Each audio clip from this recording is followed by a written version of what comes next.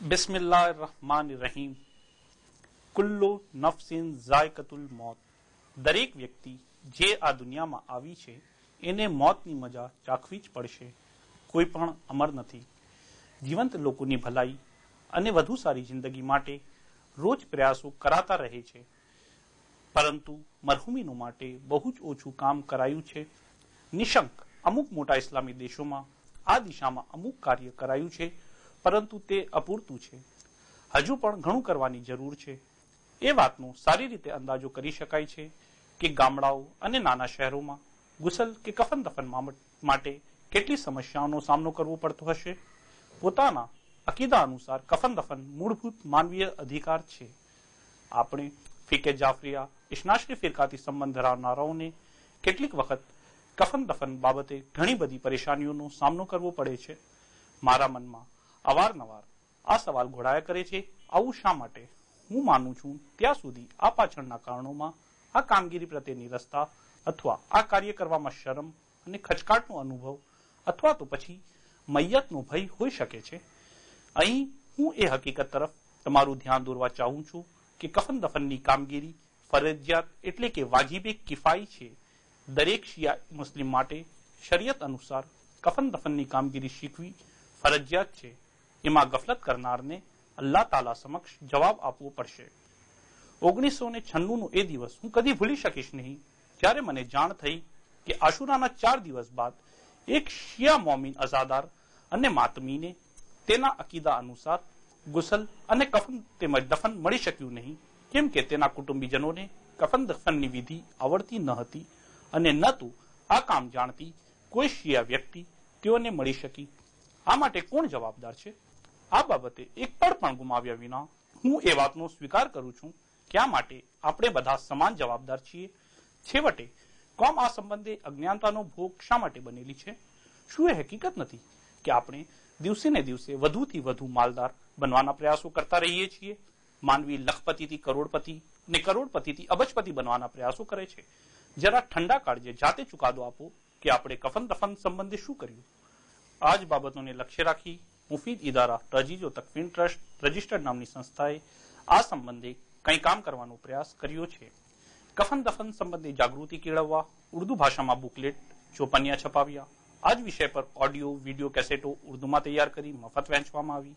March 2002માં અંગ્રેજી ભાષામાં video અને સીડી તૈયાર કરાઈ, જેની મફત વહેંચણી થઈ રહી છે. આમાં કફન દફનની ક્રિયા પ્રાયોગિક રીતે દર્શાવવામાં આવી છે અને ગુસલ, કફન અને બીજી સંબંધિત બાબતોની સવિસ્તર ચર્ચા કરવામાં આવી છે, જેથી લોકોના જ્ઞાનમાં વધારો થઈ શકે. અનેક ઠેકાણે લોકોને કફન બનાવતા આવડતું ન હોવાથી તેની તૈયારીમાં અગવડ પડતી હોવાનું જાણ્યા બાદ શોકગ્રસ્ત લોકોના દુઃખદર્દમાં ઘટાડો કરવાના આશયથી ઇદારાએ કફન કેવી રીતે તૈયાર કરવાનું શરૂ કર્યું કે શોકગ્રસ્ત લોકોને કોઈ પણ પ્રકારની તકલીફનો સામનો કરવો પડે નહીં. કફનના દરેક હિસ્સા કપડા પર સ્ટીકર લગાડવામાં આવ્યા અને જે થેલામાં કફન રખાયા છે તેના પર કફન પહેરાવવાની પૂરી પદ્ધતિ લખવામાં આવી છે. ઇદારાએ પોતાના મુર્દાઓને શ્રેષ્ઠ કફન આપોના હુકમ પર અમલ કરી ખરેખર ઉમદા કપડામાંથી 3 સાઇઝના મધ્યમ, મોટા અને બહુ જ મોટા એમ 60, 72 અને 84 ઇંચ પહોળાઈના 3 પ્રકારની સાઇઝના કફન તૈયાર કરાવ્યા છે.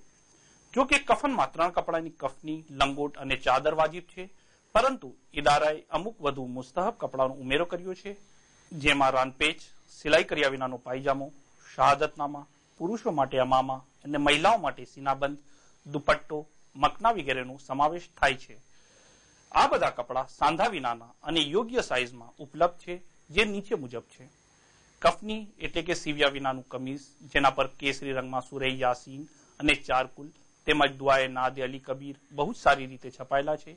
પાયજામો એટલે કે રાનપેચ, બંને પગને ઢાંકવા માટેનું કપડું. લંગોટ, ડૂટીથી ઘૂંટી સુધીનું કપડું. પુરુષો અને મહિલાઓ માટે કેસરી રંગમાં છપાયેલા શહાદતનામા પણ મોજૂદ છે. મહિલાઓના વાળ છુપાવવા માટે ઉપયોગી મકના પર પંજેતન પાકના મુબારકનામું અને આયતલ કુરસી અને ઉપરવાળી ચાદર પર દુઆએ જોશ અને કબીર બહુ જ ઉમદા લખાણમાં આલેખાયેલી છે. પંજેતન પાકના મુબારકનામું વાળી માથાની પટ્ટીઓ પણ છે. ઉમદા કપડાની ચાદર પૂરી સાંધા વિનાની મોજૂદ છે. ટૂંકમાં દરેક એ વસ્તુ કે જે કફન દફન માટે જરૂરી છે, જેવી કે કપૂર, સાબુ, રૂ, સતરપોશ, દસ્તાના, દુઆએ નૂર વગેરે બધી જ આ થેલામાં મોજૂદ છે. આ બધી સુવિધાઓ શોકગ્રસ્ત પરિવારને વધુમાં વધુ સગવડ મળી રહે એ માટે કરાઈ છે.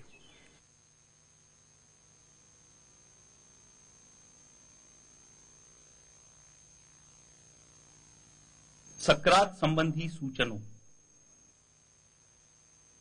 જ્યારે પરિવારના સભ્યોને એવી ખાતરી થઈ જાય કે મૃતકનો અંતિમ સમય નજીક આવી ગયો છે, તેવા સંજોગોમાં તેના શરીરને સારી રીતે સાફ કરી લેવું જોઈએ, જેથી ગુસલ દેવામાં સરળતા રહે. અંતિમ સમયમાં મરનારી વ્યક્તિના હાથ પગ સીધા કરી દેવામાં આવે. અંગૂઠી, કૃત્રિમ દાંત, કોન્ટેક્ટ લેન્સ, તબીબી ઉપકરણો વગેરે ઉતારી લેવામાં આવે. પગ કિબલા તરફ રહે એ રીતે ચિત્તા સુવડાવવામાં આવે.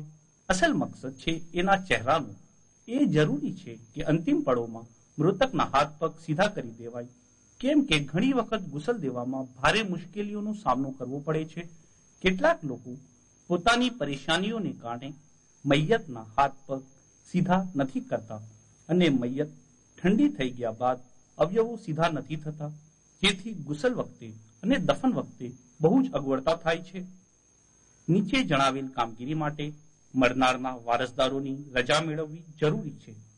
મરણ પામી રહેલી વ્યક્તિના કાનમાં અકાયદે શરિયા એટલે કે અલ્લાહની વહેદાનિયત, રસૂલે પાક સલ્લલ્લાહુ અલૈહિ વસલ્લમની રિસાલત, અઈમાએ તાયરીન અલૈહિસ્સલામના મુબારક નામો અને ઉસૂલે દીન તેમજ ફુરુએ દીન એવી રીતે કહેવામાં આવે કે એ તેને સાંભળી શકે.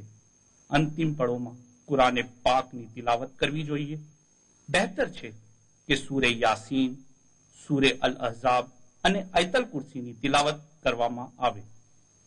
અગર રૂહ નીકળવામાં અત્યંત તકલીફ થઈ રહી હોય તો મરણ પામી રહેલી વ્યક્તિને ઘરમાં તે જે સ્થળે નમાઝ પડતી હતી ત્યાં લઈ જવામાં આવે. મરણ પામી રહેલી વ્યક્તિને એકલી છોડવી કે તેની પાસે જેના પર ગુસલ વાજિબ હોય એવી સ્ત્રીને છોડવી જોઈએ નહીં. સારી વાત એ છે કે લોકોએ મરી રહેલ વ્યક્તિને માફી આપી દેવી અને શક્ય હોય તો તેને અલ્લાહ તાલાથી માફી માંગવા તૈયાર કરવી જોઈએ. શિયા અકીદા પ્રમાણે મોમિનના ઇન્તેકાલ સમયે અવ્વલ અને આખિર ઇમામ અન્ય ઇમામો સાથે તશરીફ લાવે છે.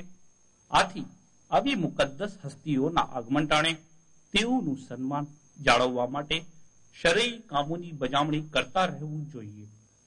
ટોના અને ટોટકા માટે સખ્તીથી મનાઈ ફરમાવવામાં આવી છે. બલકે કુરાને પાકમાં આવી બાબતો માટે લાનત આવી છે. અજ્ઞાનતાને કારણે કેટલાક લોકો મુર્દાના પેટ પર કેટલીક વસ્તુઓ રાખી દે છે. તેમની એવી માન્યતા હોય છે મુર્દાનું પેટ આનાથી ફૂલશે નહીં, આના માટે સખ્તીથી મનાઈ ફરમાવાય છે.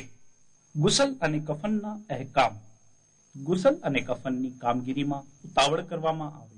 ગુસલ અને કફન માટે મરનારના વારસદારોની રજા મેળવવામાં આવે. અગર મૈયતની આંખો અને મોઢું ખુલ્લા રહી ગયા હોય તો બંધ કરી દેવામાં આવે, હડપચી બાંધી દેવામાં આવે અને પાક ચાદર ઓઢાડવામાં આવે.